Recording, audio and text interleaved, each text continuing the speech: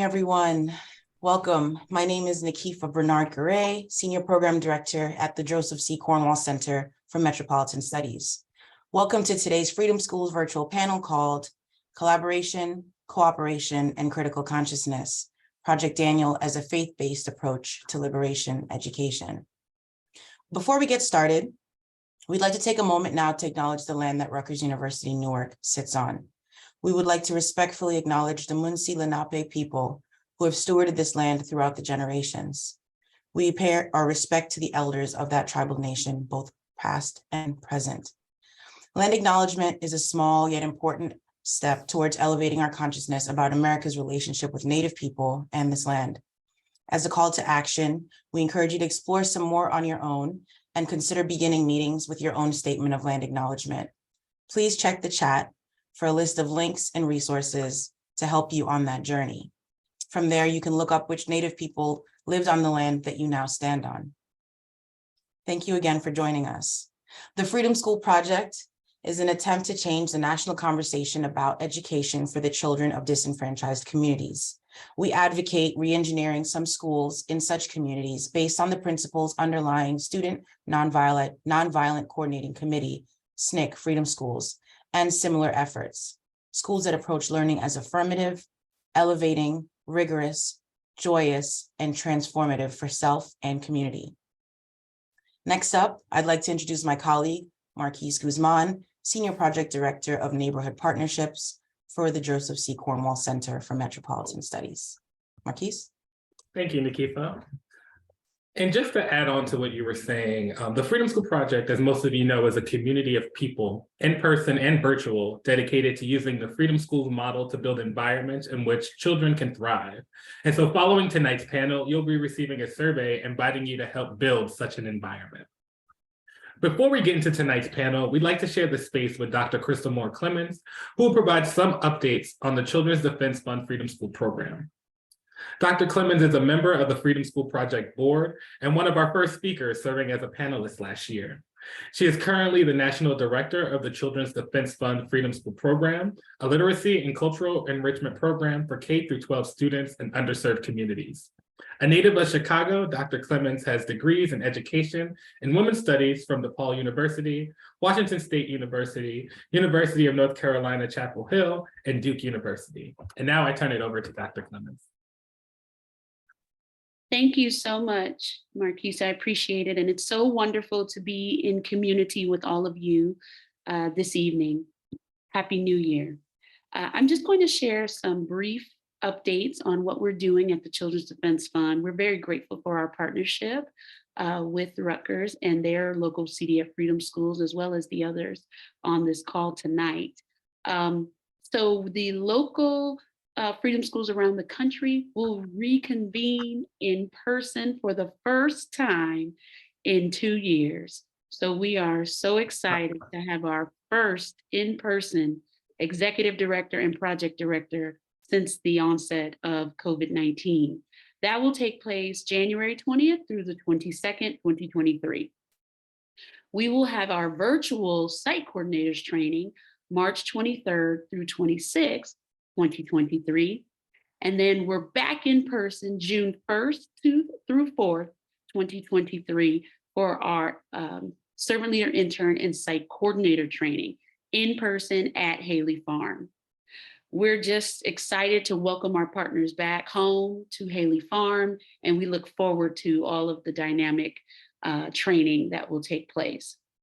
The application for summer 2024 will open on August 7th, and it will close on September 29th, 2023. We're very intentional about expressing that information now because we want people to get ready should they want to bring a local CDF Freedom Schools to their community in summer of 2024.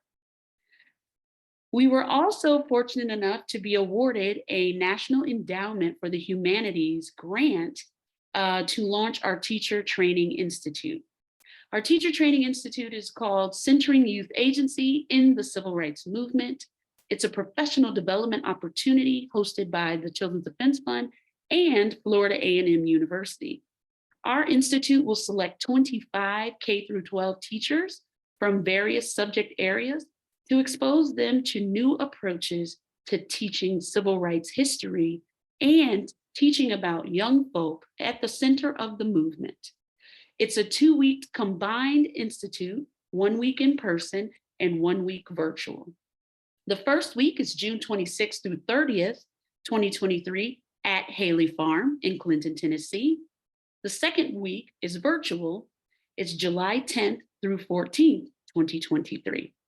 The deadline to apply to our Teacher Training Institute is March 3rd, 2022. Please feel free to drop any questions you have in the chat. My colleague Nikifa will drop all of this information in the chat so that you all can apply or share with anyone you think might be a great fit for the Teacher Training Institute. And last, but certainly not least, I'm delighted to announce that we are working with the state of Illinois and their Illinois State Board of Education because they received a $17 million grant to create the nation's first state-funded Freedom Schools network. So give it up for my home state of Illinois. The grant is called the Philip Jackson Freedom Schools Grant, created by Public Act 101-654.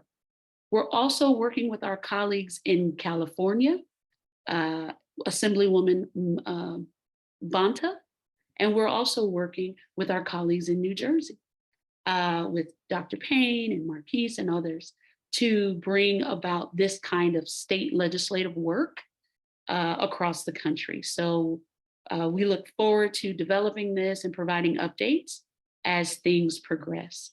Thank you again for the opportunity to share what we've got going on. And we look forward to seeing you either at Haley Farm or at our Teacher Training Institute. Thank you.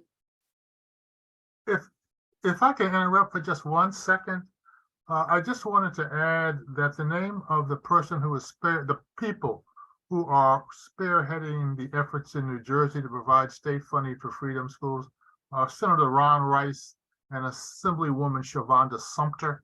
And I just want to make it really clear that it's coming from the leadership of our state legislative Black Caucus, the initiative for this work. And it's just wonderful to hear that so much is going on in the CDF world. Thank you so much. Okay, back to Marquise, I think. Yes. Thank you again for that, Dr. Clemens. And so tonight we have a wonderful group of panelists to help us think about the role of collaboration, cooperation, and critical consciousness through a faith-based model. Tonight's conversation will highlight Project Daniel, which weaves together Freirian pedagogy and methodology, the principles of Nguzo Saba, and the stories of Project Daniel. Project Daniel aims to build student capacity for critical thinking and foster civic and civic leadership. Our moderator will be Dr. Charles Payne. Dr. Payne directs the Cornwall Center and is the Henry Rutgers Distinguished Professor of Africana Studies. His interests include urban education and school reform, social inequality, social change, and modern African-American history. Our panelists are Reverend Michael Hayes, who currently serves as a staff chaplain of the Department of Spiritual Care at Loyola University Medical Center. Formerly, Reverend Hayes was a ministerial associate at the Apostolic Faith Church in Chicago. In 1990, he developed the curriculum for Project Daniel as a faith-based summer enrichment and rites of passage program for African-American boys ages 8 through 13. During this time, he was also working with the Algebra Project in Chicago. Recently, the opportunity has arisen to revamp the curriculum in a co-ed after-school format to reach students from middle school through high school. Since Project Daniel posits that students reap more intellectual benefits from exploring their interests than focusing on remediation, the program encourages students to follow their interests and passions. These passion groups will be an exciting new feature to the latest iteration of Project Daniel. Zachary Martin is a global executive and founder of both ZD Martin LLC and Base 10 Solutions LLC. Zachary has a strong passion for people, technology, and innovation. At his core, Zachary is a strategic problem solver whose foundational characteristics are rooted in empathy, culture, and understanding. As an executive and life coach, business strategist, elder of the church, Executive, mentor, and trainer, his firm belief is that we must first gain perspective in order to make a difference. And to make a difference, you must do something that actually moves the needle. Jen Hooks is an educator and advocate whose professional paths include roles as librarian, school administrator, executive director, and diversity, equity, and inclusion specialist. She holds master's degrees in library information science, as well as educational leadership, and serves in leadership roles for the Apostolic Ecumenical Network, the Consortium for Apostolic Women, and the City of Federal Ways Diversity Commission. Her and her husband, Joffrey, are the founding servant leaders of Laborers for Christ Grace Teaching Center, a work in which they remain dedicated. Reverend Dr. Gregory James Edwards is the founder and senior pastor for the Resurrected Life Community Church, United Church of Christ, and the president and CEO of the Resurrected Community Development Corporation. Reverend Dr. Edwards is also the founder of the James Lawson Freedom Schools in Allentown, Pennsylvania, one of the lowest performing schools in the country. Reverend Dr. Edwards' distinctions include his 2016 induction to the inaugural class of the Martin Luther King Junior College of Pastoral Leadership at Morehouse College, for his exemplary leadership in advancing Martin Luther King's beloved community through peace, truth, justice, and nonviolent direct action. He also holds a certification in community economic development from the University of Delaware's Graduate School of Public Policy and Urban Affairs, and a Doctor of Ministries in Prison, Public Policy, and Transformative Justice from the New Brunswick Theological Seminary. I now turn the event over to Reverend Dr. Edwards.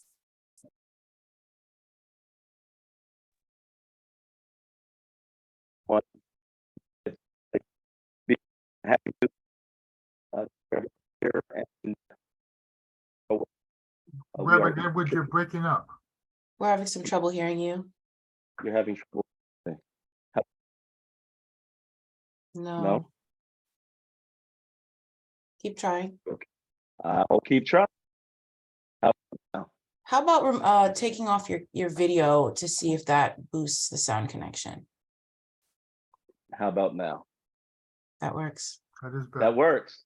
Well, it's better to hear me than to see me anyhow, perhaps somebody might say. So the joys of technology, y'all, the joys of technology. So I'm really excited to be in this space in particular. We know that Freedom Schools is non-sectarian in our approach and our pedagogy. But for me, let me say, as a preacher, we know that the Black church is not monolithic, but I do come out of the Black prophetic religious tradition. And the book of Daniel has historical and theological implications that are far too vast for us to really encapsulate in the moment that we have. But in the Hebrew Bible, there is this book, Book of Daniel. And the book aligns very well to the Freedom School model and the Freedom School pedagogy. It's really a natural alignment. And I have both in the community and from the pulpit in order to advance our vision and mission around the Freedom Schools that we do, specifically in the greater Lehigh Valley. Freedom Schools that span the entire Lehigh Valley, which is comprised of about 600,000 people. And we've been doing this since 2014. And we have a full-time director. And during the summer, when we're fully operationalized, we have about 30 staff. So we're excited about the growth and the trajectory for growth that we have in Pennsylvania. But for those that don't know, the book of Daniel in the Hebrew Bible is a book that we go to because it really helps to contextualize the condition of many of our children, right? So we have this book, we've got these young brothers who are taken by force into a territory out of their own doing. So the book is considered a book that was written in exile. And the book in the first chapter, it sets the context for Daniel and Daniel's comrades taken away from their native land, stripped of their language, stripped of their cultural heritage and their history.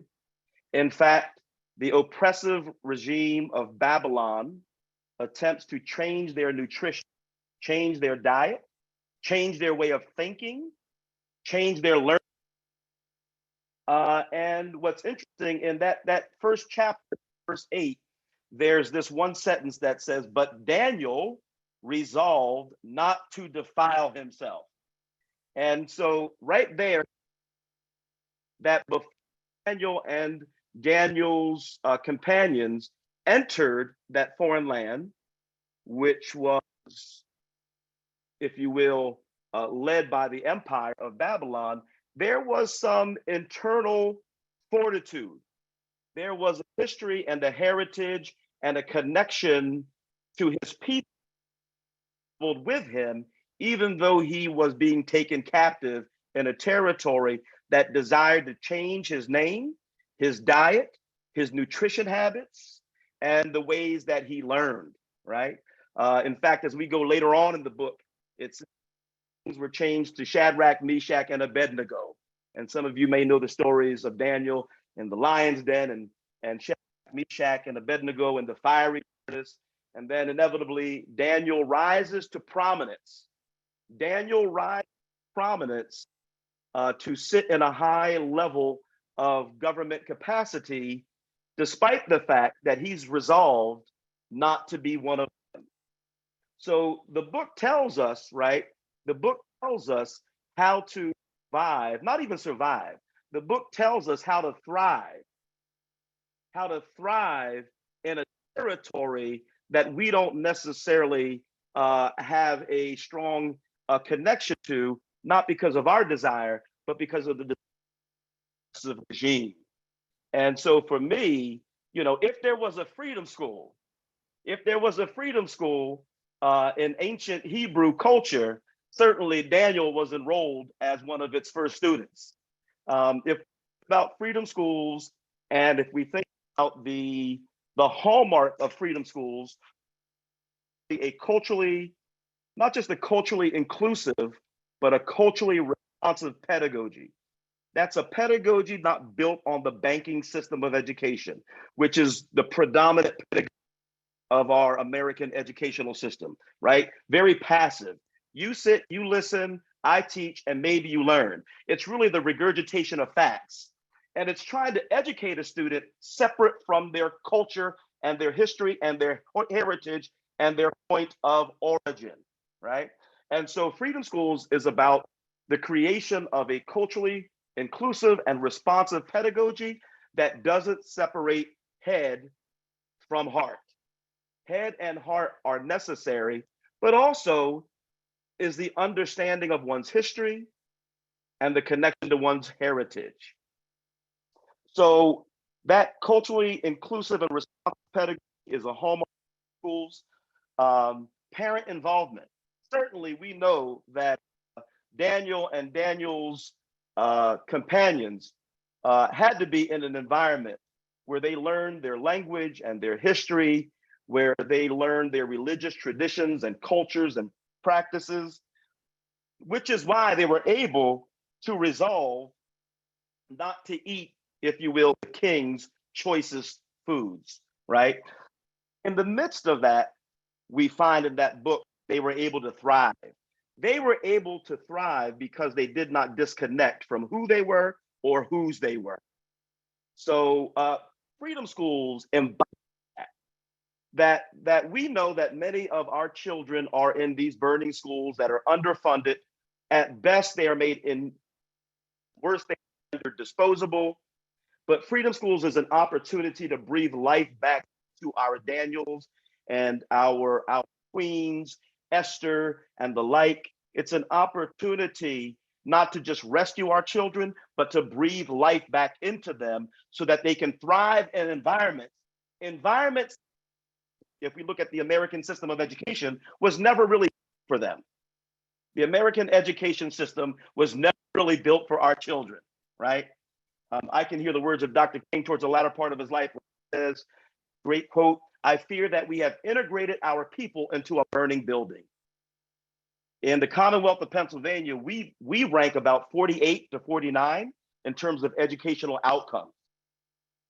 In the catchment area where we do freedom schools, 95% of our children are below grade reading level at third grade.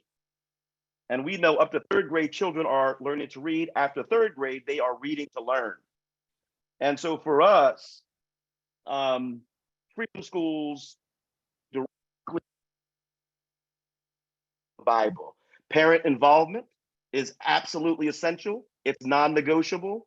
That learning environment places our children in a print-rich environment, giving history of their heritage, which is much more vast than simply Dr. King and Malcolm X. Civic engagement is also a part of the Freedom School curriculum, that we expect that our scholars, as we call our student scholars, are going to be able to be equal participants in the civic affairs of their community. And when they are of age, be able to cast their ballot and be able to show up and agitate and confront the powers that be for the sake of those that they are connected to and love. Health and nutrition. So there's that diet piece. Health and nutrition and mental health are all pillars of the Freedom School model. So if we look at Project Daniel, and I'm excited to hear from Reverend Hayes and Brother Martin, but when we look at how these brothers at a young age were able to thrive in the midst of a hostile environment, there was something that was placed in them before they got to that territory that allowed them to rise even above the folks that were holding them hostage and holding them captive. And so I think it's a natural alignment really between that particular Hebrew book of the Bible and the Freedom School model. Nutrition is a part of the curriculum of Freedom School. We know our children show up oftentimes not ready to learn because they're hungry. How can you learn when you have an empty stomach? And so Freedom Schools is about ministering to the entire child. And one of the things I love about the correlation between the two is that and King Nebuchadnezzar, if we go down further in the book of Daniel, when King Nebuchadnezzar was looking for someone to interpret the handwriting on the wall, the folk that lived there and dwelled there were not able to interpret the handwriting on the wall. But it was the one that was considered the marginalized, the outcast, who made up in his mind that he would hold on to his history. And it was him who the king had to call to be an interpreter of the times. Freedom Schools not only put life back into our children so that they can survive and thrive in these burning buildings of public education, but they also enable our children to be the interpreters of the times for all folk within a certain community and context.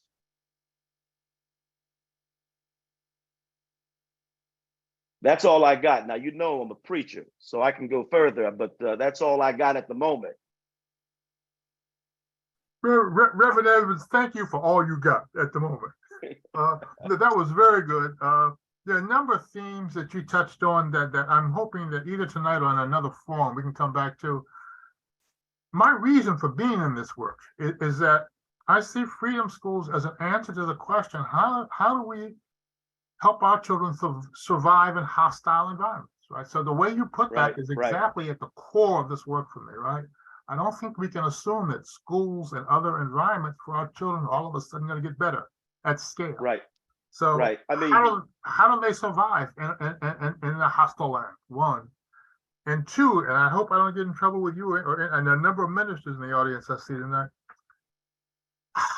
I would love to explore in greater detail at some point the idea that Freedom School pedagogy has a connection to African American religious traditions, right? I mean, I've thought about that quite a bit, but I'd love to explore it at some point. At the same time, I think to have a full discussion, we have to think about the ways in which some elements of African American religious tradition have not necessarily been liberatory, right? I mean, I think those tensions are there, and I'm hoping that we can lift them up. Maybe we can do some of that tonight. So, folks, you can begin putting questions in the chat anytime you like. And right now, we're going to turn it over to Minister Hayes, who's going to give us a broad outline of what he was thinking and what he's thinking now about Project Daniel and where it fits into the struggle. Well, thank you, Dr. Payne, and I want to extend a thank you to both your staff and Dr. Hughes, because it has been a blessing both to be a part and to learn from both of you. And this is really an exciting moment for Project Daniel, which I'll get into in more detail later, but I don't want to belabor the time. I want to just start with our thoughts and move to welcome two of my colleagues that will also share along with me. I don't know about you, but the course of my life experience has taught me that there is absolutely no place in my worldview that welcomes the notion of happenstance or coincidence or chance.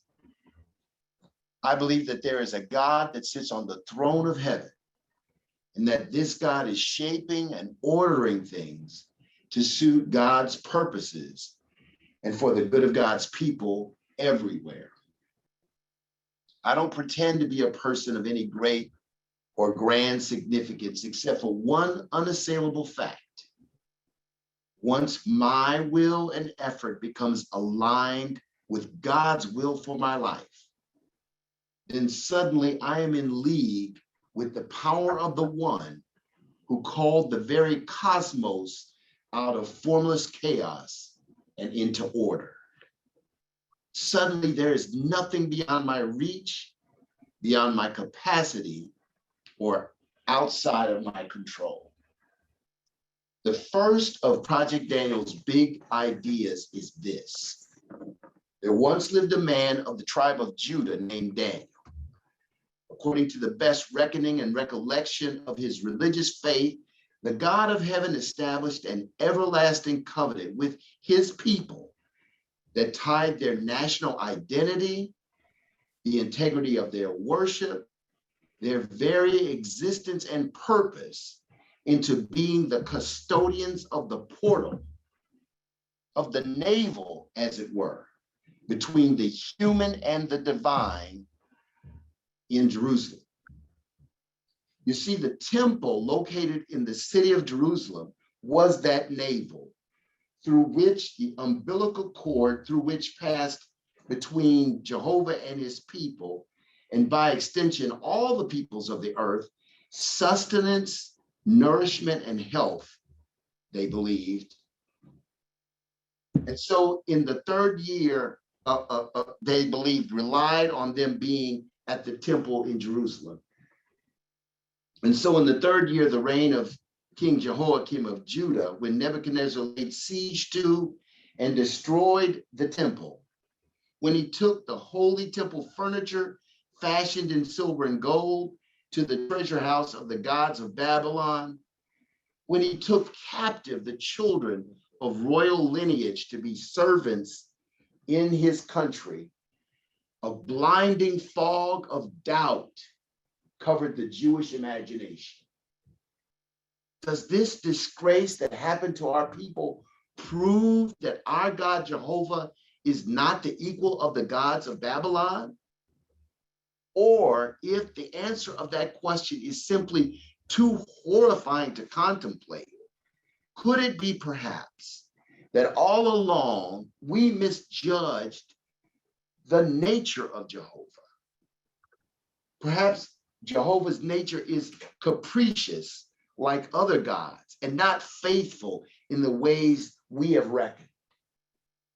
Perhaps Jehovah has tired of us and wishes to destroy us because Jehovah is dualistic, meaning both good and evil. These are the doubts, the fears, and suspicions that bombard the psyche of diasporic peoples. When you are strolling from your heritage and given a role in a foreign culture, foreign language, foreign customs and practices, even foreign names that give attribution to foreign gods.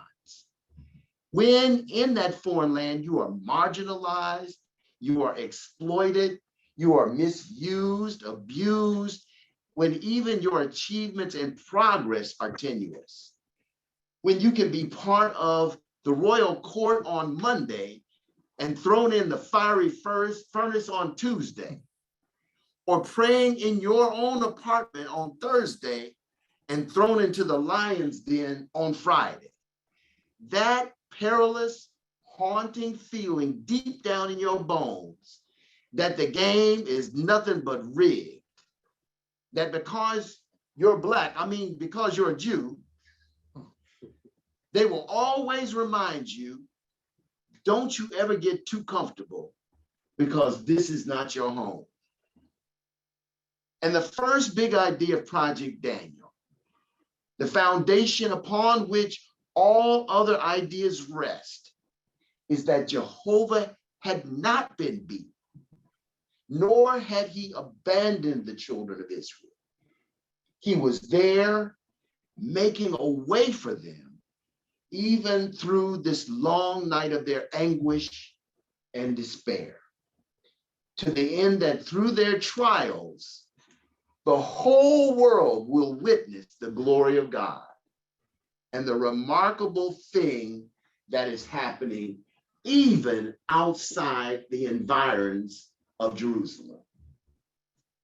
And so tonight I want to invite you to explore with me some of the thoughts that brought Project Daniel together, the elements that were used, the ways that we implemented these tools to impart that understanding to Black boys who had undergone that same separation that Reverend Hayes talked about, being taken from your land, taken from your heritage, taken from what is comfortable, and being expected to take a place of marginalization in a foreign land. Before I go any deeper, I want to define terms. What is Project Daniel exactly? We have to separate two things that are both called by the same name. Sometimes we will be talking about Project Daniel, the curriculum. Other times we are referring to Project Daniel, the program. I just want to say there are many exciting new things to say about Project Daniel, the program, but it is an evolving thing. And instead of risking showing you something only to have it change in the near future, let me do something better.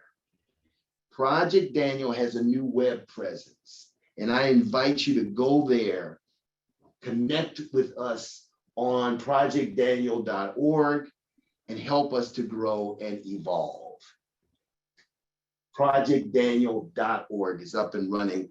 Please go check us out. My first encounter with formal education was when I set foot into a classroom for a half-day session at Benjamin Franklin Public School number 36 in Indianapolis, Indiana. The class was part of the Head Start program. And some of y'all are too young to even know what I'm talking about, but the Head Start program was a component of President Lyndon Johnson's War on Poverty initiative. The elementary teachers I had at School 36, Mrs. Blackburn for Head Start and kindergarten, the amazing Mrs. Matilda Wilson for first grade, Miss Lyle for second grade, Mrs. Nevels for third grade, were but a small cohort of the national army of Black women who were on a mission to educate Black children. They were dedicated, resourceful, kind, generous, but honey, they did not play. Not even a little bit. You see, I remembered all of their names, right? That's because they didn't play. It was Abbott Elementary up in School 36. I vividly remember this one poster. I will remember it to the day I die. And as I went through my grades in their classrooms, it seemed that all my teachers had this same poster up on the wall. It simply said, "I teach a gifted child." That one declaration, seen through the prism of the actions of those missionaries of education, entranced me. Deep in my spirit, I claimed as my birthright, I am that gifted child. I was hooked. I became a sponge for knowledge. Education became my passport, and I wanted to go wherever it could take me. By the way, the photograph on your screen is courtesy of the Indiana Historical Society. It was taken at a school assembly and appeared in the Indianapolis Recorder newspaper on April 13th, 1968. The occasion was a memorial service for the late Dr. Martin Luther King Jr. I was a student at School 36 when it happened, and that boy in the foreground with the circle around him looks a lot like me. I can't be for sure because of the angle, but if I had to guess, I would say that's me in that picture. Throughout my life, education has always had a very mystical effect on me. The closest thing I can compare to it comes from the pen of another one of my teachers, Dr. Howard Thurman. Thurman tells the story of how his grandmother was a slave as a little girl before emancipation came. Out of all the slave children on the plantation, she was chosen to be the playmate of her master's daughter. She would meet her in the morning, and they could play all day long until it was time for the master's daughter to do her daily lessons. His grandmother was strictly forbidden to be in the room while her playmate did her lessons. She had to leave for the day. Thurman said that his grandmother grew up believing that there had to be something magical about reading, that they would not, something so magical and powerful that they would not even let her be in the room while her master's daughter learned how to do it. After emancipation, she was determined that Thurman and his sisters would know the power of education. God has always seen to it that I had the very best teachers for my preparation. This collage of pictures shows some of the teachers that took over my education after I declared my calling to ministry. Clockwise from the left, on the far left, is the legendary Robert P. Moses, not only a fearless civil rights warrior, but the brilliant mathematician who made the case that for our children to have a toehold in a 21st century economy, mathematics literacy must be regarded as a civil right.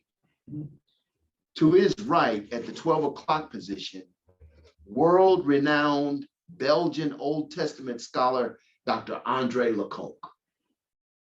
He personally taught me most of what I know about the book of Daniel, and some of the most important things that I acquired in my seminary education came from his lips.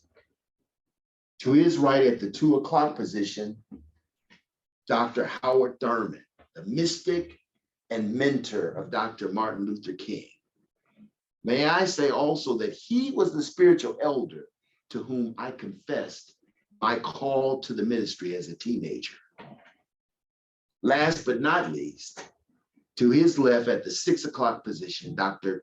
Charles M. Payne. Charles is perhaps the preeminent chronicler of the steady procession of disenfranchised people of color toward freedom in this country. His synthesis and analysis of far-ranging freedom movements helps us make sense out of all of our efforts.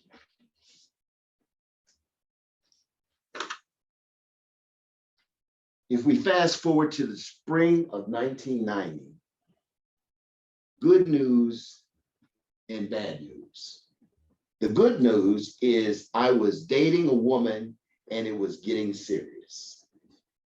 The bad news was that I was dating a woman and it was getting serious, and I was a broke grad student.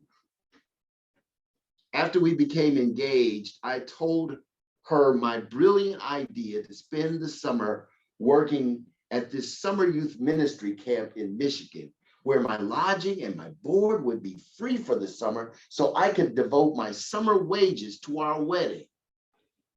She said, bruh, if you think you're just gonna leave town and leave me to plan this wedding all by myself, then you kind of slow on the concept. You want to do a summer camp for kids? That's great. Why don't you develop your own camp in Chicago? I remember there was a popular book that was having quite a churn in the zeitgeist at that time. Every time low graduation rates or a shooting or a prison sentence surfaced in the news about a Black male, this book would come up. So I decided to run a boys-only summer enrichment program for boys between 8 and 13 with the hope that somehow this summer could help direct these young men in a strong path. The central motif of the curriculum is a collection of Bible stories involving boys who bear remarkable similarities with Black boys. The text shows discrimination, shows hatred, even shows death based on just who they are. Yet they survive, they even thrive with a spirit of excellence. My assignment was to illustrate reliable guideposts for our boys so that they could use them to foster a shift of culture that would empower them and spur them on to excellence. The guideposts I identified are the example of Daniel and his friends, the Hebrew boys, and the Nguzo Saba. To help us shift to a culture of excellence, we adopted a dialogical discussion method in the classroom that we used in our discussions of mathematics, that we used in our discussion of language arts and history, and of course the devotions based on the stories of Daniel. If the practice of reading a text to discern the social, political, and economic forces that influence our daily lives and helps create critical consciousness and helps to build the kind of self-determination that causes us to see ourselves as historical subjects instead of historical objects, then the pairing of these appealing stories from the book of Daniel with these artifacts of traditional African wisdom was an inspired choice, it seems to me.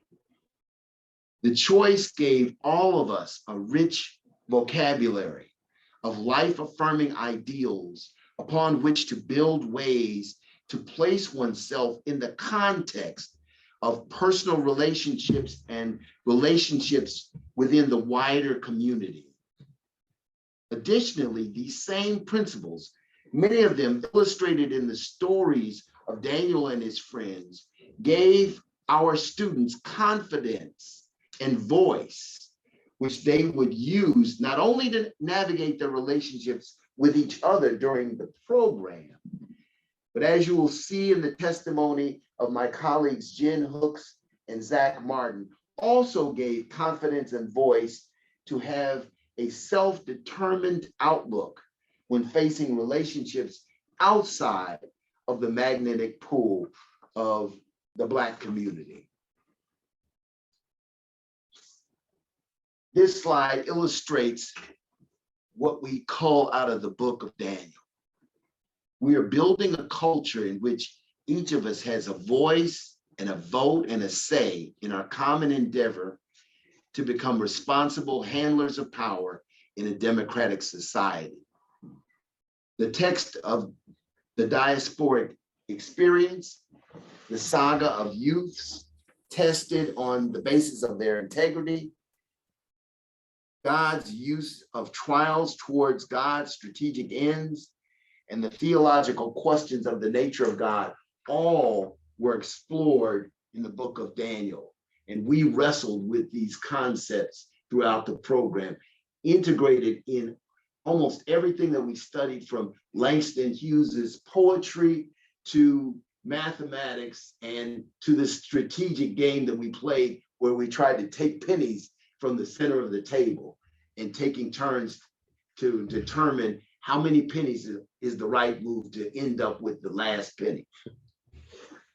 From the Nguzo Saba, we learned these concepts of positive African culture, unity, self-determination, collective work and responsibility, cooperative economics, purpose, creativity, and faith.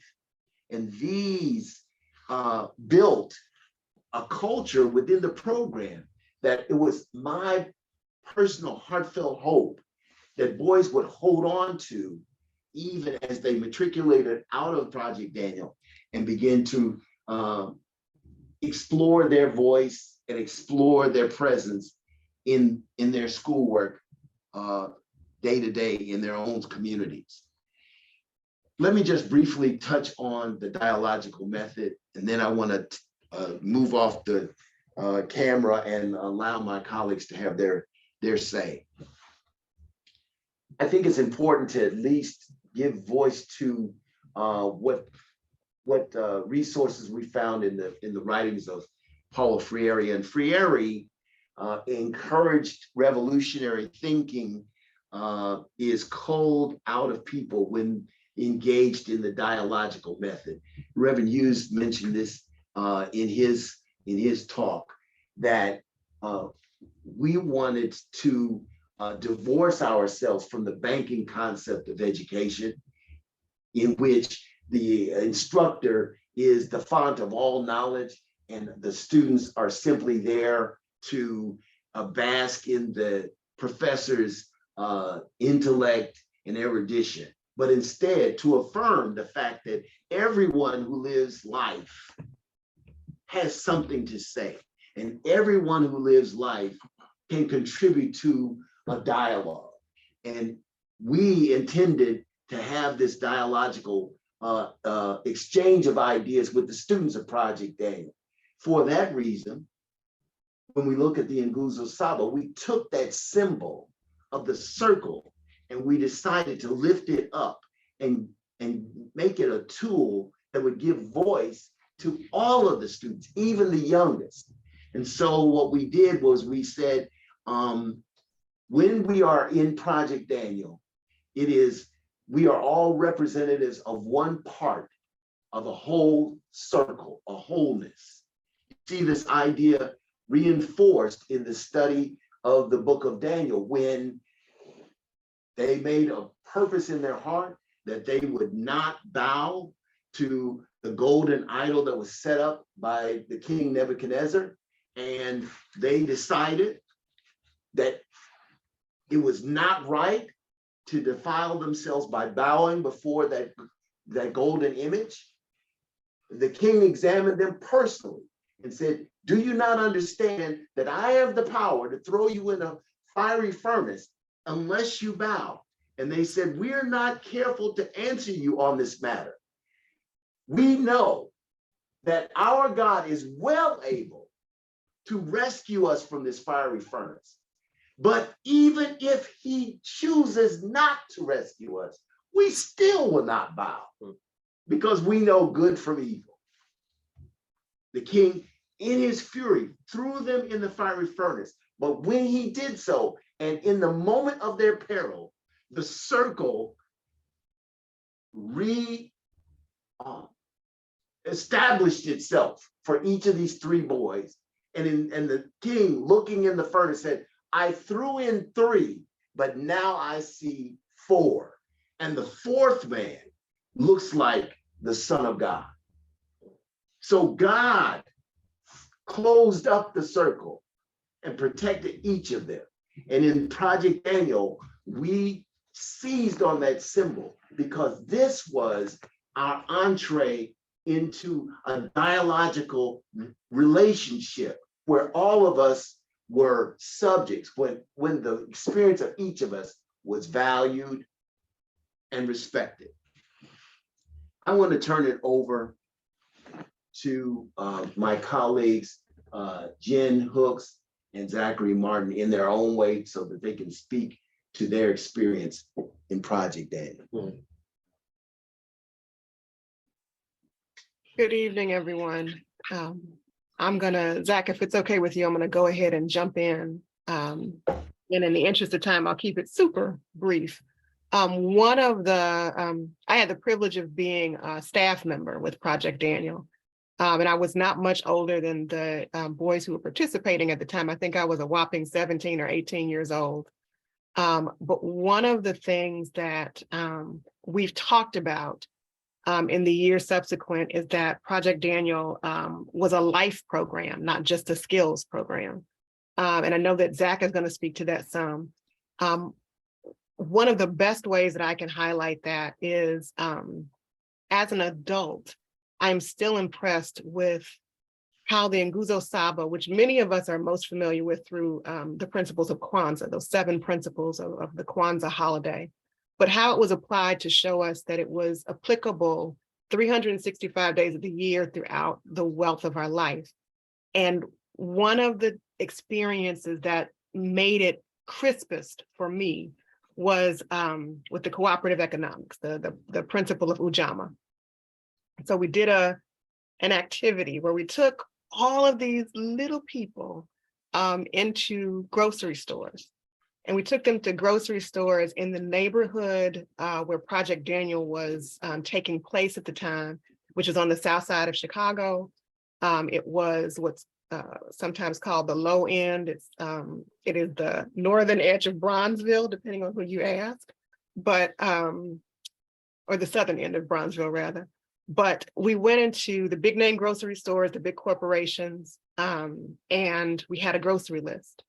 And we looked at what are these everyday products, these everyday things that are needed in everyday households going to cost on the south side of Chicago: diapers, baby formula, milk, eggs, bread, butter, basic cereal, things that the kids were familiar with. And we're talking about very little ones up to young adults. And then we also went into the corner stores in that same neighborhood. And we priced those same items in those corner stores. And the prices were different. And that was interesting.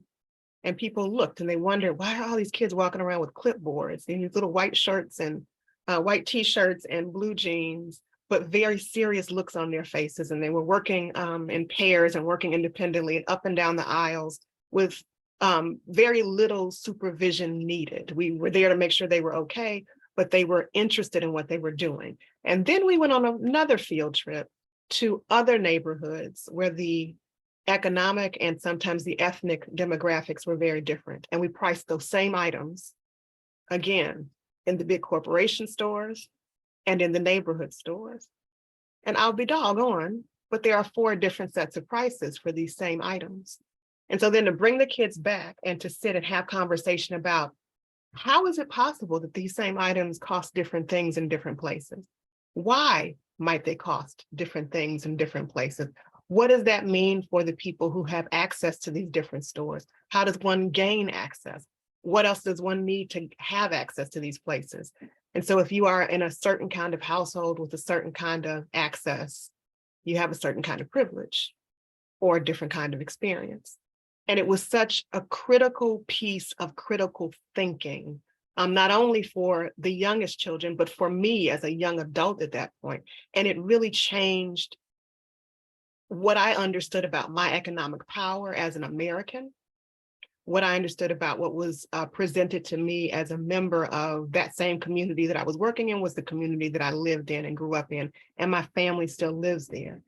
And then finally, it was fascinating to see how that changed conversations in the households of those children. What kinds of conversations did they then have with their parents when they ran out of milk and someone was sent to the corner store? What did that change? What did it stop? What did it mean for those businesses as well, and how we engaged in conversation about our power therein, from the youngest to the oldest? In a nutshell, that was the piece that I thought most impactful for me and for them. And with that, I'll turn the time over to Zach. So I was blessed to join Project Daniel when I was the bright, great young age of 8 years old. And in that room, you have all these other children, and I'm the smallest one, right? So right now I'm 5'9", if I'm 6'3", if I'm playing basketball, but I'm 5'9", about 195 pounds maybe. At that time, I was the scrawniest little, like the Diary of a Wimpy Kid, like that was me. I'm here, tiny.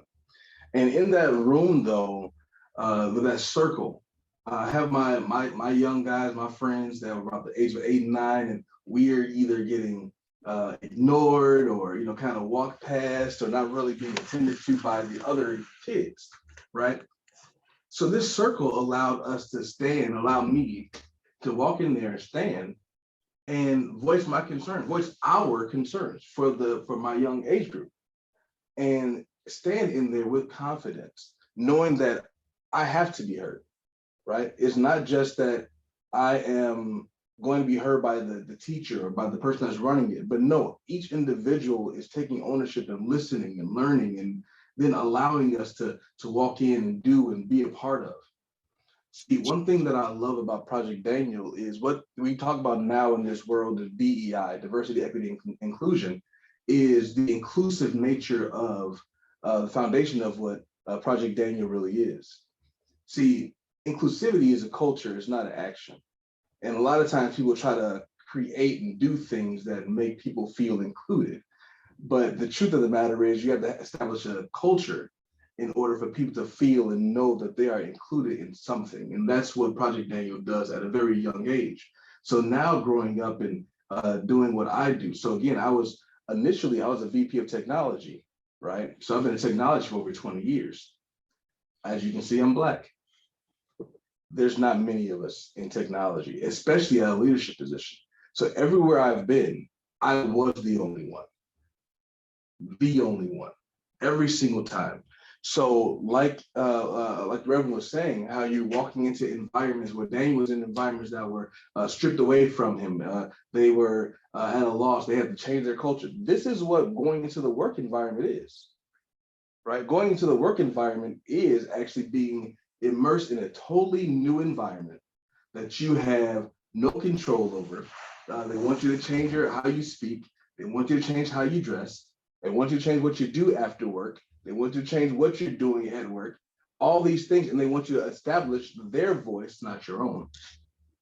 So most people, they will come into these rooms, and unfortunately, they'll just succumb to it. Okay, cool. I'll do what I'm supposed to do, because unfortunately, a lot of older people who have made it, who are Black and brown, they say, listen, these are the rules of engagement, right?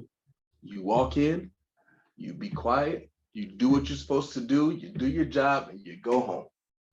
That's not how it works today. And so right now, these young people are being taught these same old things that are keeping us well behind in the game. So now, when you try to make these changes at a young age, like that I've had the experience, so a few of my peers had experiences, and now hopefully the future of so many different kids, Black, brown, I can care less what you are. These are life principles. If you teach them these things, if you teach them how to give them a voice at an early age, then, like you said, like Daniel did, he can go back with his friend and say, no, you know what? This is not what we do. This is not who I am. This is not how I have to be. So being able to say those things, be able to stand firm in that, is humongous, it's huge in this day and age. It's a new territory. It taught us how to collaborate. So we all believe, well, a lot of people believe, like, well, you got to pull yourself up by your bootstraps, do your own thing.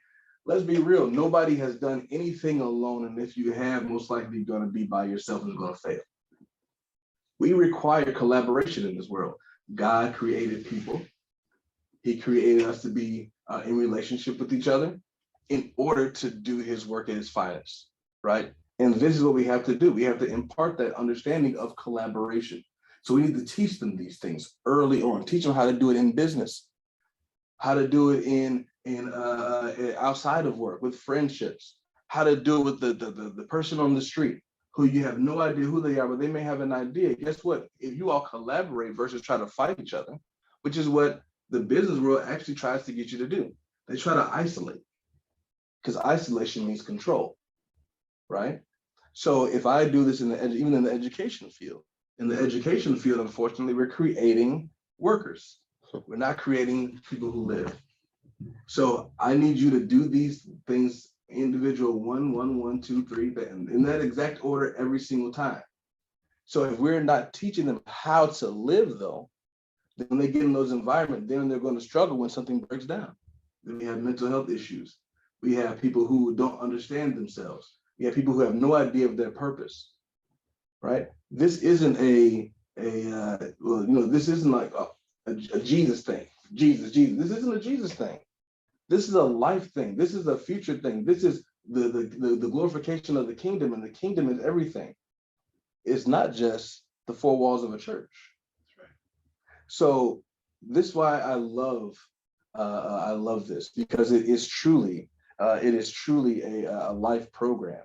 I can go into more. I still want to, but I would love for us to be able to get involved in the Q&A if possible, because I know you have some great questions. Jen, do you have anything else that you want to throw out there? I do. I just want to make one other connection. So when Zach points out how the inclusivity of it opens a door, one of the places that door leads is to the notion of belonging, and the circle and the principles of the value of your individual voice, the value of your presence in every space that you occupy, is what makes for belonging, right? We crave belonging. That's why it's called longing at the end. It's belonging, a longing to be acknowledged, to be valued, to be accepted. And we find that especially young people in places like Chicago and Philadelphia and all over will go to the places that they're made to feel they belong. It is imperative that we create healthy spaces for that. It's imperative that we build up the skills and the life force, the life presence, and the capacity to thrive that will make that quest for belonging healthy for them. Project Daniel was fantastic at doing that, and it didn't just do it as long as the program was running. It planted seeds that have thrived in the lives of several of those young people and several of those of us who passed through as staff and community members.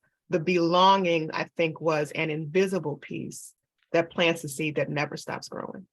Yeah, you made me think. So I've been in technology, and I've shifted my focus to executive life coaching, right? Specifically, I work with executives because executives are the ones who are doing a large scale practice of trying to do visions and building other people. Again, if you want to make a change in something, you have to start with the people who have the power to do so, right? And from there, again, I teach what we talked about before is the one person has the answers. I call that the Oracle concept. And I love Project Daniel because it removes that, it strips that. Everybody has the right to answers. Everybody has the right to learn and grow and to find out new information, and then therefore to be owners of that information. I don't want you to always have to come to me. I don't want to create a dependent. I want to build an independent person who has a desire for collaboration. It's a big difference. And that's the way the world is going. That's the way the world is pushing and moving towards. It's moving towards collaboration at its finest and really getting more and more people involved, and not just in the local level, but even when you're doing business. I remember doing business activities, creating bracelets, doing the smallest things. Right. But I'm learning how to collaborate and build with somebody else, maybe something with the finances, maybe connecting with somebody out of the country, which we're going to be doing more and more. That's the benefit of the Zoom. We're now spread outside of our own area, right? So we have to learn how to engage. We have to learn how to communicate. We have to learn how to still be inclusive of ourselves, our perspective, as well as theirs. So yeah, it has been a fantastic journey. It's actually taught me a great deal, and it stayed with my life all the way throughout. And it's honestly what I teach still to this day.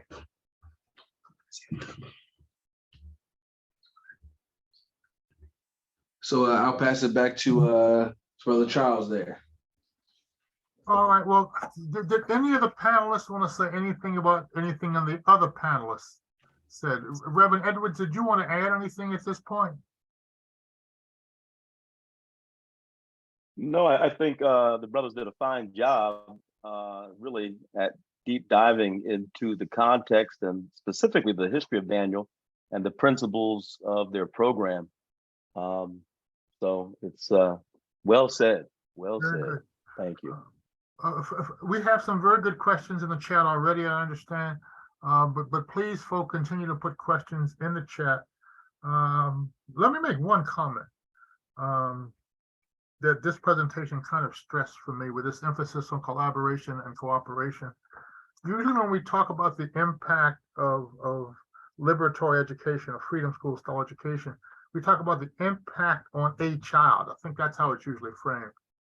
I think it's very important in this presentation that they talk about collaboration and cooperation, not the impact on individual children, but the impact on relationships among children. Because I think that piece about relationships among children is often missed. But when I'm in freedom school environments, I'm very often find myself thinking, most important thing about a freedom school that's different is that here the kids affirm one another. It's not just that they cooperate. It's a culture that encourages to actively affirm one another. And a great many of the kids that I see in Newark or Chicago are growing up in what you could call put-down cultures. Somebody's telling them what's wrong with them all the time. Other peers, usually, sometimes adults. But anyway, that shift from a put-down culture to a cooperative culture is a part of the liberatory education freedom school tradition that I don't think we pay enough attention to. So I'm glad it got highlighted tonight. I want to pose one question from the chat, and then I think Ahmad has some others. This first question, and Reverend Edwards, you should feel free to comment on any of the questions as they come up. This first one may have some resonance for you. How do you see this work, Project Daniel, as not contradicting the principle of separating church and state? With many cultures and religious practices inside of schools, could this program be a hardship for those who do not believe as you believe? Yeah, that's a great question. Thank you for that question. I read it in the registration, and it really challenged me. It made me think about coming up as I did after I left School 36.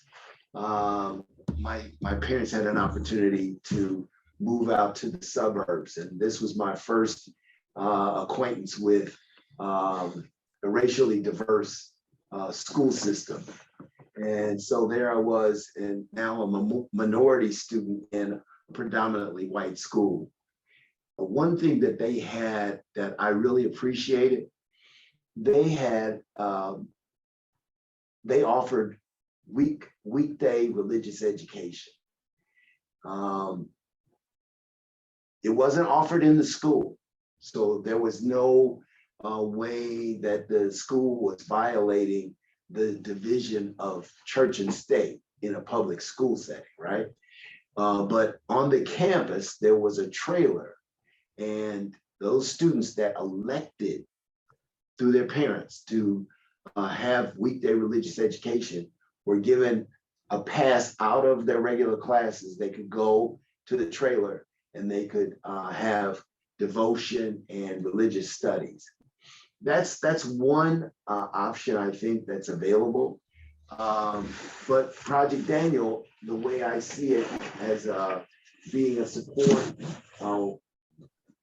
through which houses of worship or other interested groups, it may be a barber shop, it could be a fraternity or sorority, could come alongside some of our schools in our community in an after-school format where everyone, again, has chosen this as an elective place where they will spend some time after school. Yeah, and my thought is this: let's think about the principles, the founding principles of Project Daniel, what it's about. If you look at unity, self-determination, collective work, collaboration, those aren't religious words. If you look at meditation, that's not actually a religious word. If we understand and we look at what people today are realizing as to be the requirement and necessity to have a full and engaging life, these are all the things that are at the base of Project Daniel, and they're not actually tied to the word religion. Now, what is it tied to? It's tied to you having faith in something greater than you. Yes, you having faith in your people, your peers. You having faith in yourself. You understanding and identifying that you do have a purpose, right? And then how you identify said purpose and continue to move forward. So these are all principles that Project Daniel is founded upon. And you can put those principles in any place, regardless. And it's still saying, this is who we are, this is what we're doing, and this is why we're building it, and this is who it's for. Because it's truly for any and everybody. It's not just for the Christian, right? It's for absolutely anybody who is ready to move and who wants to make a significant change in the youth and the youth of today and the future of our world. And there's certainly space to identify this as philosophy course, life skills and philosophy. I'll stop there. You know, I would say, and this is Reverend Edwards, I'd say in our experience, it's a great question. I would say in our experience, our church's Community Development Corporation is the fiduciary agent of our Freedom School. And we do Freedom Schools. We do it in our church. We do it in our community building. I would say that I'm going to step out on a skinny branch and say that the secular philanthropic institutions, at least in my context, I can't say this is a universal axiom, but the philanthropic institutions and other community-based nonprofits actually embrace more of the Freedom School philosophy than many, I'm going to say, Black churches. And I want to get back to what you said. Maybe this is a conversation for another time, Dr. Payne. But when we talk about the notion of liberation, you know, all our skin folk ain't our kinfolk. So everybody's not trying to be liberated, right? So liberation is of God, is of the universe, however that's wrapped.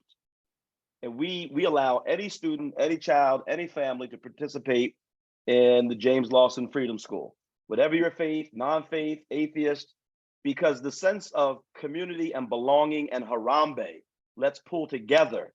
It's not religious, but it's deeply spiritual. You know, when children and young people and families find a place of belonging, there's something that reverberates with the soul. And other folks have gotten behind that more than some other, I would dare I say, other theologies that are not liberatory. in their preaching or practice. I think I've experienced the Freedom School curriculum. You know, when you say everybody has a voice, when you say everybody has a voice, that's like everybody has a vote. I mean, there's fights going on right now about it. No, not everybody has a vote. There's some folks who tell you not everybody should be voting. And there are some houses of worship that don't want everybody to have a voice. They want you to have a voice if the voice sounds like the voice that they are accustomed to. So when we start talking about Harambe, I mean, I've had folks say, well, these are African principles and we're of the Bible, we're not of Africa. You know, I mean, you deal with all kinds of people with all kinds of misinformation and all kinds of theological and spiritual malpractices. And, you know, when folks start talking about freedom as a pedagogy and liberation as a pedagogy, that can be threatening to the status quo. And sometimes the maintainers of status quo sit in churches and other houses of worship. I particularly like the point about the distinction between what's religious and what's spiritual. That resonates very strongly for me. The other point I think that resonates for me is what Zach says, again, in another way, that we don't have to think of these in religious terms. My guess is that every great religion has some warning against defiling one's body. Every great religion has some warning against bowing down to idols, however idols may be understood. And so maybe we should think about bringing in some of those other traditions into this conversation, so that it is not exclusively Christian.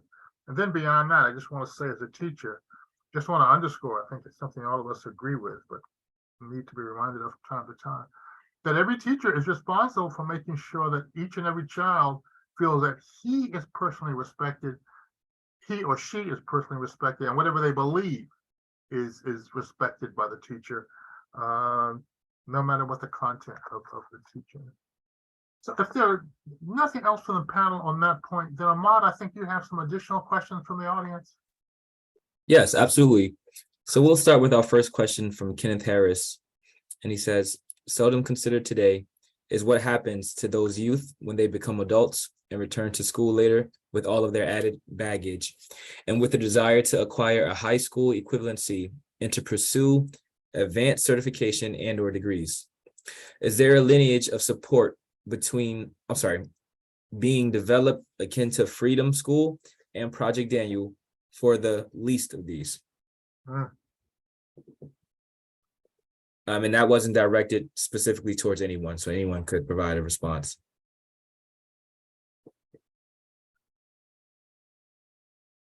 I'll offer this. One of the other critical pieces that as a staff member and an observer of the young people who were enrolled that I took from Project Daniel was the value of independent learning and independent interest and interest-driven learning, which again goes to the value of individual voice. And within Project Daniel, there was tons of support for what is the thing that you're passionate about? What are you interested in? How do we find the connections to that in your reading, in your mathematics, in your educational pursuits? That, for me, as the 18-year-old who got to facilitate some of it and experience some of it,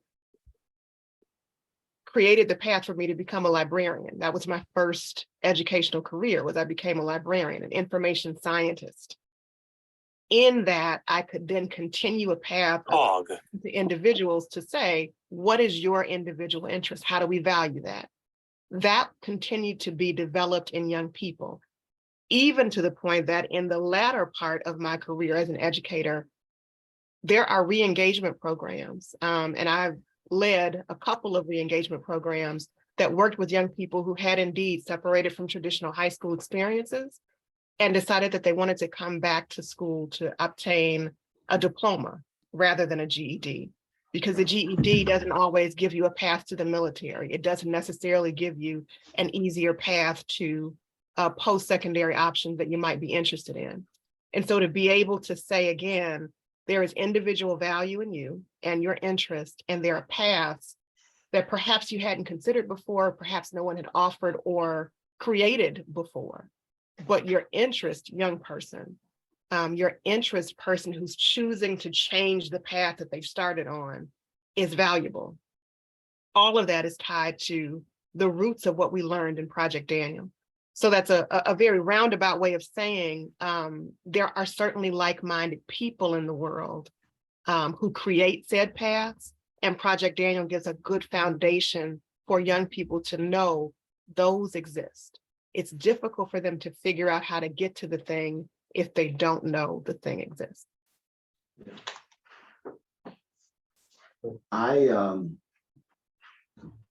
When putting Project Daniel together, one of the positions that I held and would refused to relinquish was I wanted a summer program that would not be remedial. I don't see much value in remediation for students. I think that much more can be accomplished by allowing students to explore their interests and passions. And if the student is interested enough in a subject or in a passion, they will find the embedded theoretical underpinnings of that said passion because they want to know it deeper. They want a deeper understanding of it. And so I think that's a Freirean kind of attitude that we are straitjacketed in these roles and trajectories for ourselves. For the same reason that I have a hard time with middle school and high school tracking of our education. It's the presuppositions of middle school and high school tracking are racist. That they are superior and inferior human beings, and that the purpose of education is sorting out those that are of inferior intellect so that the higher mathematics, the higher sciences are reserved to the superiors, for the superior students, when all these students have the capacity to master those things. So just on its face, I really have a hard time with remediation. And I found that that even if a student says, I don't want to go to college, that's just not me, I think that there's so much that we can explore that can be life affirming and exciting and entrepreneurial. Yes. That we should invest in each other if we have the means to support them. So, oh, good. I'm sorry. no, go ahead, Reverend. Go ahead, Reverend. I'm sorry. Now, I was going to say that actually helps us transition into our next question, but I wasn't sure if you were finished with your response. Go ahead. Okay. Our next question, which is similar, is going to include some of what Reverend Hayes just mentioned, comes from Camille Green. It says, how do we coach, support, and teach our Black and Brown students to be entrepreneurs and influencers who generate ideas and knowledge rather than having them be cogs in the white supremacy system? I just want to say one thing to start. It won't take long. When we did Project Daniel, of course, it was a shoestring type of operation, right? I went to my fraternity brothers, I went to the Urban League and just got a little money. And then I went to the parents and they gave a little money. And then we pulled those resources and we put the program on. It wasn't a big budget. But one of the things that we were really interested in was giving these boys an opportunity to work on their group dynamics, right? And the idea came to us, what would it be like to give these boys a pot of something that they all hold a stake in, but no one person can decide what to do with it? So we gave them a project of taking beads and making bracelets out of them. And then we said, we're going to hold a bazaar. And in this bazaar, of course, the people attending the bazaar were their parents. They were going to sell these beads to their parents and get some money. But the idea would be then they would hold something in common. And we wanted to see what dynamics would be at play in the decision, well, what do we do with our money? What I found, to my surprise, a byproduct of that was that these kids are very entrepreneurial. And I think that that's something that I would like to explore in Project Daniel in the future, to see if there are marketable ideas that could really be the beginning of businesses. Yeah, there are one thing that I always talk about is everything that we have in this world, everything that's in you all's offices and you all's homes was made for a person. It was made to solve an individual problem. This world has nothing short. There's so many problems that are out here that can be solved. And who says that a child at the age of 8, 10, 12 can't be the one to be given a problem that somebody else doesn't want to take ownership of and actually come up with a solution?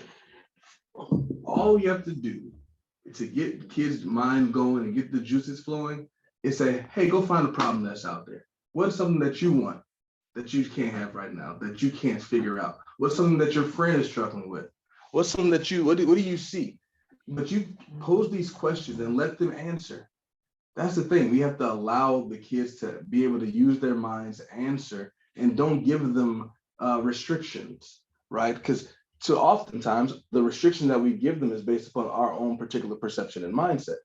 So now you're squandering and squelching these individuals' ability to actually do and create and manifest things that are new. So Project Daniel can be that provider in that space, right? This can be a part of different schools and teaching them how to be an entrepreneur, how to be a strategic thinker, how to be a visionary, right? These are elements that are, like I said, day-to-day practice that we all need to know and understand. Otherwise, we are then stuck in the world of you just push the buttons, you get your paycheck, and you go home. We need to shift that. And we do that by giving them questions and allowing them to answer. And that's the thing. There are so many problems. They can't do it. Thank you for that observation, Camilla. I just read it. It's really powerful. We can't be sages. It's got to be a serious, dedicated effort to be dialogical with the students and not, the font of all wisdom and understanding. Yeah. We are not the oracles. We just provide access. Ahmad, if I can, one interruption. I know we have a lot of questions that you want to get to, and time is moving on. So I'm going to ask the panelists, please try to keep responses to 2 minutes. I know that's a burden, but give it a shot so that we can get to as many questions as possible. Ahmad, go ahead. Thank you, Charles. Our next question comes from Deborah Harrington. What are challenges and opportunities to bring faith-based approach to liberation education to scale without a practice of solidarity across Black religious faiths? This question isn't directed to anyone in particular. I'll take one quick stab at it. I work at a faith-based hospital. It is a Jesuit Catholic hospital, but we have made a place for all religions, and we consider ourselves a home to all religions. So we have Muslims that share our worship space with Christians and Catholics. We have Jewish chaplains, Muslim chaplains. I have chaplained people who are atheists or agnostics. My point is, I think there's a way that we can welcome everyone and be excited about the gifts and the understandings that they bring, and welcome that without proselytizing or segregating ourselves. And I think that giving that would really enrich all of us as we embrace young people who are looking at an example of all of these great thriving attitudes that you see on display in the book of Daniel. Thank you for that. Our next question comes from an anonymous attendee. These principles seem paramount now, and particularly in religious educational institutions throughout the southern parts of our country, given the resistance to addressing truth in history and religion as a framework in public school education. Would you agree? Again, this isn't directed to anyone in particular. Yeah, I would. Speaking as a Christian minister, and I'd love to hear Dr. Edwards's thoughts on this, but I am really ashamed at what has become the expression of Christianity in this country. I can't say that I'm surprised, but I am ashamed because there are just too many, the teachings of Jesus, it has always favored those who have less and are pushed to the margins. And there are just too many examples of Jesus in his ministry making a place for those who had no place, for us to conclude that what we're doing in many pulpits in this country is anything close to Christianity. Full stop.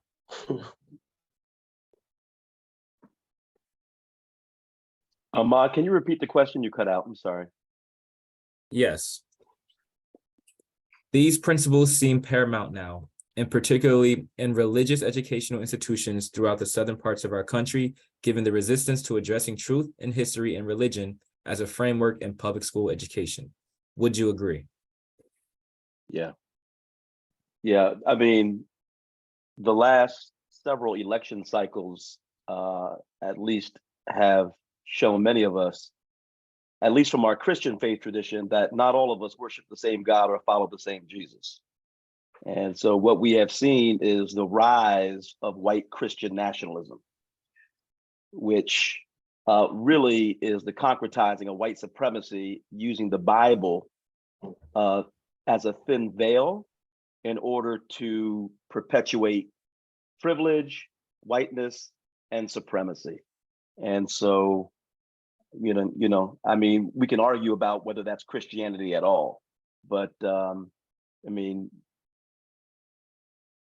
it is what it is, but we are in a defining moment. We are in a defining moment. White Christian nationalism has existed long before, by the way, Donald Trump.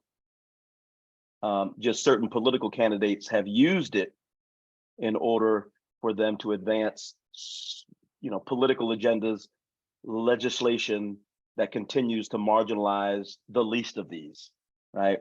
So these are not Matthew 25, Luke 4 folk. Let's be clear.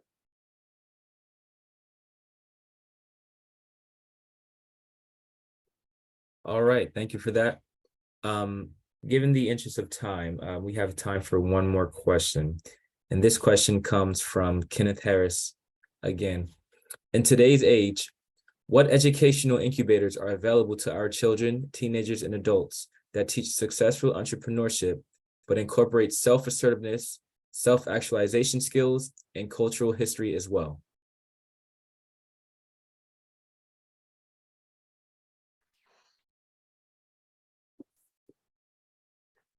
So again, I raise the potential in Project Daniel to take the idea of experiential learning and capitalizing it more so that our young people can take on larger challenges that might need more capital support, but investing in them. I can't point to something and say this is an example of what I mean in the real world because it hasn't been developed yet. But I see I see the ground is fertile for that kind of investment in our young people. I think initiatives such as Project Daniel and Freedom Schools exist. I think when we talk about adults, and I think there was another question in the chat, we could do Project Daniels and freedom schools for adults, right? Because Right. many of, I mean, that's, we've been thinking, so, you know, our young people graduate from these incredible initiatives, and they often have to go back and you know, reestablish themselves into homes and situations and religious environments that are not steeped in liberation or trying to have them fully self-actualize. So how do we create a freedom school for adults, right? I mean, we often tend to think, well, it's too late for them. Well, you know, I come from a faith tradition where it ain't never too late for anybody. That's right. So, you know, I know we want to focus on an ounce of prevention is worth a pound of cure, but we've got a lot of adults walking around who need freedom schools and who need to know who they are, whose they are, where they've come from, the importance of civic engagement, why voting does matter, why everything is political, why white supremacy will have us being afuturistic, apolitical, and ahistorical. If you can just live in the moment and be a cog in the wheel and don't get any phone calls from a principal, all is good. Well, that's not really life, right? So how do we create those initiatives for our adults so that they can have a new experience while their child is having, or teenager is having an experience, so that they are not inadvertently counteracting some of the things that are happening internally within the scholars or the graduates of Project Daniel. All right, thank you. And I apologize. I actually have one more question to read. And this question comes again from Camille Green. And this will be our final question for the night. How do we provide support for our Black girls tailored to their dreams, needs, and intellect? This toxic society is harder on the dreams of our Black girls. I want to just say, first of all, thank you for allowing us this opportunity to air these concepts and ideas. This has been very educational for me, and I wanted to have that said before we close. I will say, Camille, that that is something that I've been holding in my heart for a little while now, that there needs to be a companion text that girls can reference. And I'm exploring the opportunity to use the methodology, use the Project Daniel to allow women researchers the chance to put pen to paper and co-write a curriculum for girls. I think that there needs to be something that speaks uniquely to a woman's experience, and that voice should be a woman's voice. So Project Daniel, my hope, will grow and in its growth set aside the space for that kind of exploration so that we can have two texts. Yeah, because I do believe the founding principles of Project Daniel can service anyone, male or female, woman, man. But like you said, there definitely needs to be something added that is specific to the woman experience, to the young girl experience as they grow up in this world. So yeah. And you can be certain that there is support from women who care to ensure that does happen. And I know that both of the gentlemen speaking are passionate about this as well.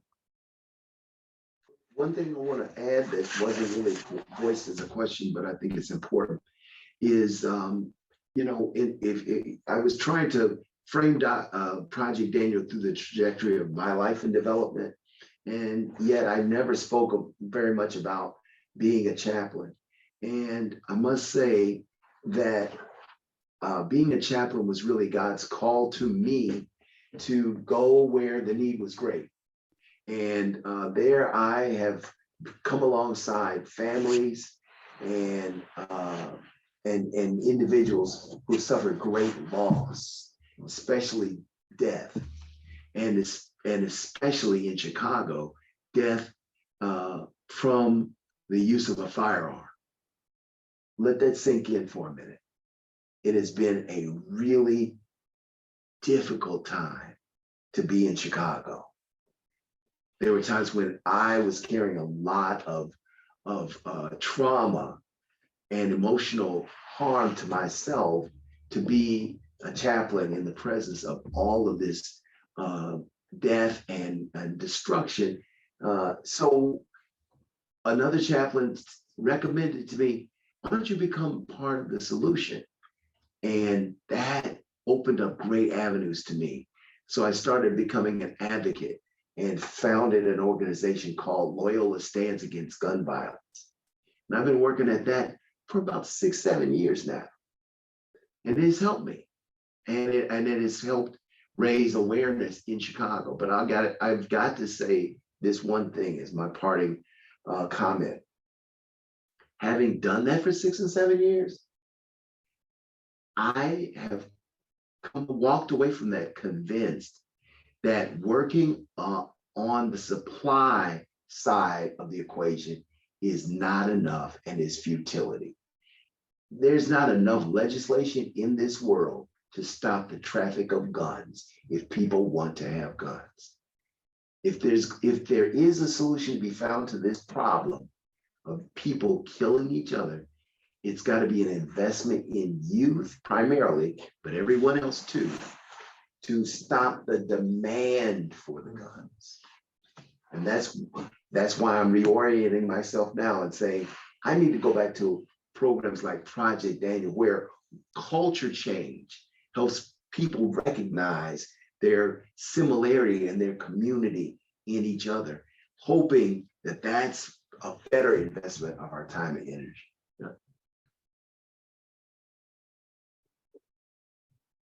All right, thank you, everyone. And that concludes our Q&A portion of tonight's webinar. Now I will kick it to Charles to close us out for the night.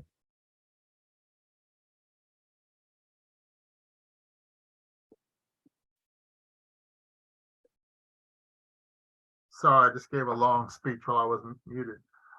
I just want to mention before we close that in terms of programs that we know have long-term impact, some of you were here for our discussion of the Baltimore Algebra Project last spring, and maybe a few of you for the discussion of Philadelphia's Center for Black Educated Development, which was last winter. But both of those are programs that have really demonstrable impacts on kids and producing adults who are successful professionally, socially critical, and making a social contribution. That's the whole package for me. There are other models, but those are two of the ones I've had the most contact with and the most respect for. One of the things that will change for the rest of this year in terms of presentations we do in the Freedom School Project is that we're going to try to respond to some of the comments from a number of you on our last survey to the effect that people wanted to think more about the nuts and bolts of the work, about the practicalities of the work. And I think Project Daniel gives us all a chance to be a part of what could be a really important discussion. I don't think I have to convince this audience that if we really want to ground this kind of work broadly and deeply in oppressed communities, we have to think about how this work connects to the religious traditions of those communities. I don't see a way around that. Forgive me if this is offensive for anybody, because I know there's some ministers out there. But back in the 60s, we always used to say, when the sanctified folk join the struggle, this thing is over, right? So anyway, we can talk about that later. What I want to say is Project Daniel is a case of a clearly impactful program that has great promise, that hasn't been taught in a couple of decades. It is now being rethought, right, being redesigned. And the Project Daniel team would love to have some help just thinking about what next steps might be. So if any of you are interested in just being a part of a brainstorming meeting, that's the extent of what's being asked for here. If you would just like to brainstorm about how to take these ideas, how you take the Book of Daniel, the Nguzo Saba, and work that into actual programming and curriculum, the Project Daniel team would love to do that. I think we have dropped a form in the chat, or we're about to drop a form in the chat that will allow you to signal your interest. I did not say at the beginning that the reason Michael Hayes and I know each other is because in the 1990s, we were both working with Bob Moses in the Chicago Algebra Project. I say that because I just wanted to mention some of the activities that either the Freedom School Project is doing or that some of our partners are doing, including the Bob Moses Conference. And don't worry about trying to get the details. Just we'll send all of this out with dates and registration links in a day or two. But the next Bob Moses Conference will be January 28th and 29th. And the theme will be the vote cast in the carceral state. So all of that sounds fascinating. That's the 28th, 29th of January. The 14th of February, Zahara Simmons, who is far and away always one of the most popular speakers whenever we do anything here. Zahara Simmons from SNCC, former Freedom School director, and in my mind, a significant part of the intellectual capital that developed into what we think of as Black Power. Zahara and her husband Michael have a book. I got this. I don't know if you can see this, but I just got out of the mail today. State on Freedom, long history of Black Power through one family's journey. So Paula Tees, who did the presentation last time on African American and Latinx history, and the Freedom School Project will be sponsoring a book talk on this the 14th of February. To the question in the chat about spaces for empowering young women, on January 30th, we're going to have a fantastic presentation. I do not exaggerate on this, on a wonderful program here in Newark called She Wins,